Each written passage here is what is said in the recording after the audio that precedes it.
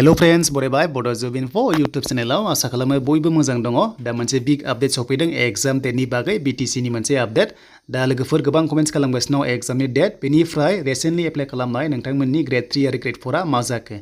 सो बेनि सायावबो कभार खालामगोन। दा बे एग्जामा बबेनिफ्राय फैदों एबा मानि थाखाय अफिशियेल नोटिस फैदों जों A to Z नायगोन। दा बिनि सिगां नोंथांमोना जुदि सोरबाफोर चेनेलाव गोदानै फैदोंब्ला साबस्क्राइब खालामना लाबानो जाबाय। बेफोरबादि गभर्नमेन्ट जबनि आरो लोगोसे स्किम्सनि आपडेट नोंथांमोना मोनबाय थानो हागोन। दा जों फैबाय अफिशियेल साइटआव BTC नियाव आरो बेयाव फैनाय लोगो लोगो रिसेन्टलि मोनसे नोटिस फैदों एग्जामनि बागै जों बेखौबो नायगोन।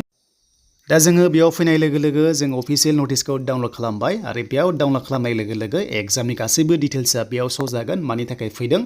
बेनो जाबाय नोंथांमोनाहाय लेन्ड रेकर्ड्स आरो सार्भे BTC क'क्राझारनिफ्राय फैदों आरो बेयाव सिगाङाव अफिशियेल मोनसे नोटिस ओंखारदोंमोन नटिफिकेसन आरो बेनो जाबाय एग्जामा जायनोखि मण्डलनि ट्रेनिं लानो सानदोंमोन RCCC आव नोंथांमोनाहाय ट्रेनिं लानो मोनो 6 मान्थ्स बिनिनो एग्जामनि थाखाय एडमिट कार्ड इस्यु खालामबाय आरो हरगासिनो दङ आरो बे एग्जामा जागायसिगोन 18 नभेम्बराव। स' 18 नभेम्बरनि 10 AM निफ्राय 1 PM सिम जागोन। नोंथांमोना बेयाव मोननो हादों रिटेन एग्जाम आरो भाइभा टेस्ट जागोन आरो बेयाव पास जाबा नोंथांमोना मण्डल ट्रेनिं नोंथांमोना गुवाहाटी दाकिनगाव लाहैनो हागोन आरो बे ट्रेनिंआ जोबनाय लोगो लोगो नोंथांमोना साफा मण्डल जानो मोनगोन। इन्टारभिउ ओंखारनानै पस्टआ फैगोन स्पेशल पस्ट फैयो आरो बे मण्डल ट्रेनिंखौ नोंथांमोना जायफ्रा लायो अब्लासो नोंथांमोना मण्डल साख्रि एप्लाइ खालामनो हायो नङाबा बेनि अनगा जेबो अपसन गैया।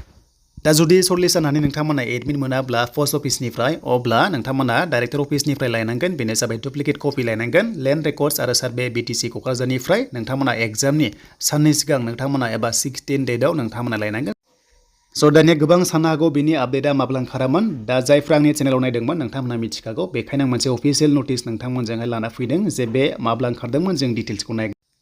दा बेनि अफलाइन एप्लाइ जादोंमोन जुनाव जादोंमोन नोंथांमोना जायफ्रा आपडेट नायदों मिथिखागौमोन आरो बेयाव स' नोंथांमोननि बैसोआ 21 निफ्राय 45 इयार्स आरो फरायनाया डिग्री पासमोन लोगोसे 45% HT आव नांगौमोन आरो एग्जाम नोंथांमोना लिरखांनानै स्किल टेस्ट दङ कम्पिउटाराव 20 वर्ड्स पर मिनिट बर'जों बा इंलिसजों नोंथांमोना लिरनांगोन होमबासो नोंथांमोना क्वालिफाइड जागोन आरो क्वालिफाइड जानाय लोगो लोगो नोंथांमोनखौहाय स्पेशल ट्रेनिं होगोन आरो नोंथांमोना नेक्स्ट लेभेलाव भेकेन्सि दिहुननानै नोंथांमोननो साख्रि होनाय जागोन। दा बेनोमोन माखासे मण्डलनि माखासे एग्जामनि बागै दानिया फैबाय BTC सेक्रेटारिनि आन्दारावहाय नोंथांमोना जायफ्रा एप्लाइ खालामदोंमोन अफलाइन हिसाबै स' बिनि एग्जाम डेट दासिमबो ओंखारथ'वाखै जानो हागौ थाबैनो ओंखारसिगोन दायो ओंखारजेनबाय जेला थ' जानो हागौ नभेम्बर डिसेम्बराव जानायनि चान्सआ दङ।